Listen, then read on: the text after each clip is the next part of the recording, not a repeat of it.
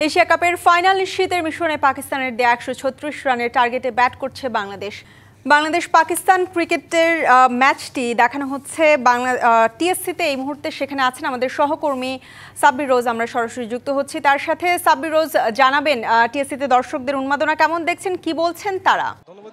আপনি জানেন আমি টিএসসিতে আছি। এখানে আমার ঠিক পেছনে এলইডি স্ক্রিনে দেখানো হচ্ছে বাংলাদেশ পাকিস্তানের যে ম্যাচটি রয়েছে। আপনি জানেন যে এশিয়া কাপের আজকের এই ম্যাচটি মূলত অলিখিত ফাইনাল, কারণ এই ম্যাচের ফরম্যাট অনুসারে অলিখিত সেমিফাইনাল, কারণ এই ম্যাচের ফরম্যাট অনুসারে সেমিফাইনাল না থাকলেও সুপার 4-এ পয়েন্ট অনুসারে আজকে যে টিমটি জিতবে তারাই ভারতের সাথে ফাইনাল খেলবে। তো আমরা এখানে এসে দর্শকদের মধ্যে উন্মাদনা লক্ষ্য করেছি এবং এই মোমেন্টটি হচ্ছে একটি ক্রুশিয়াল মোমেন্ট বাংলাদেশের জন্য। আপনি জানেন এই মাত্র আরেকটি উইকেট গিয়েছে, তো মোট 13 ওভার 5 বলে 73 রান করেছে, টার্গেট রয়েছে 136। তো আমাদের সাথে দর্শক রয়েছে, আমরা তাদের কাছ থেকেই আসলে শুনতে চাই আজকে বাংলাদেশের এই ম্যাচটিতে প্রত্যাশা কি আপনাদের প্রত্যাশা কি আজকের ম্যাচটি থেকে?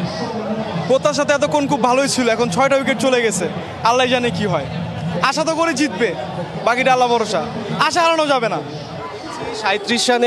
37 বলে 63 রান দরকার। তো কি মনে করছেন যে এখন কি জরুরি একজন দর্শক হিসেবে? অবশ্যই হিট করা জরুরি, প্রত্যেকটা ব্যাটসম্যান এখন হিট করতে হবে।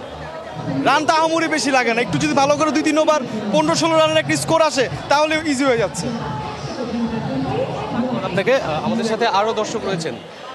মূলত এখন কি বুঝছেন এই ম্যাচটিতে কার জয় আসবে? আপনাদের প্রত্যাশা কি? ভাই আমাদের প্রত্যাশা আমাদের বাংলাদেশ টিম সবসময় ভালো খেলবে, এটাই আমাদের প্রত্যাশা।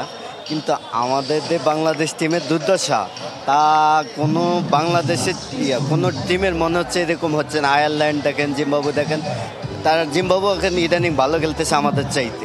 কিন্তু আমাদের যে বোলিং লাইন আমরা খুব ভালো করতেছি, কিন্তু আমাদের ব্যাটিং অর্ডারটা তারা এত যে দুর্বল, মনে হচ্ছে ওরা কখনোই ক্রিকেটেই বুঝে না, ক্রিকেট সম্পর্কে কোনো দামন দেয়। অশেষ ধন্যবাদ আপনাকে।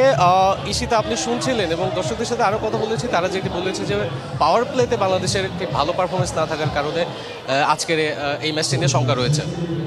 সাব্বির রোজ, আপনাকে ধন্যবাদ।